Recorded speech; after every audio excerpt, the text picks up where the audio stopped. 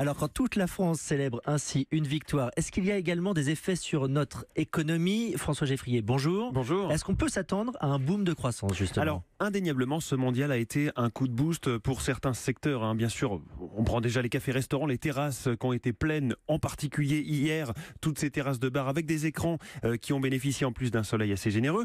Comme chaque Coupe du Monde, les ventes de télé, les téléviseurs ont explosé. Plus 64% en juin par rapport à la même période l'an dernier. Donc ça, c'est quasiment, ça revient tous les 2 ans dès qu'il y a une Coupe du Monde ou un Euro. Pas de chiffre officiel dans le secteur de la pizza, mais si on prend simplement Pizza Hut, ils nous avaient dit qu'ils allaient vendre une pizza par seconde hier pendant le match. Ça fait 70 000 pizzas juste sur une journée de dimanche. Donc là, c'était un record quasiment historique.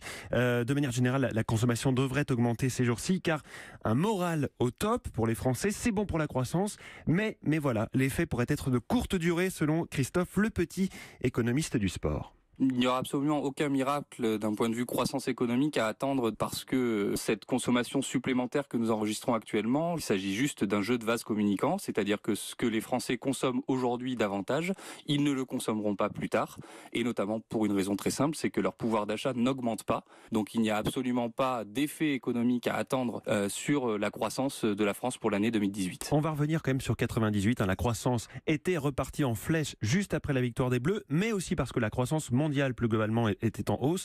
Un autre chiffre, en 98, les ventes de maillots, les fameux maillots, ils ont été vendus 400 000 dans les semaines qui avaient suivi. Mais donc à l'époque, en tout cas, la victoire des Bleus n'avait été que la cerise sur le gâteau. Et des maillots, il va s'en vendre, même si les supporters pour le moment sont frustrés. Merci en tout cas pour cette analyse, François Geffrier.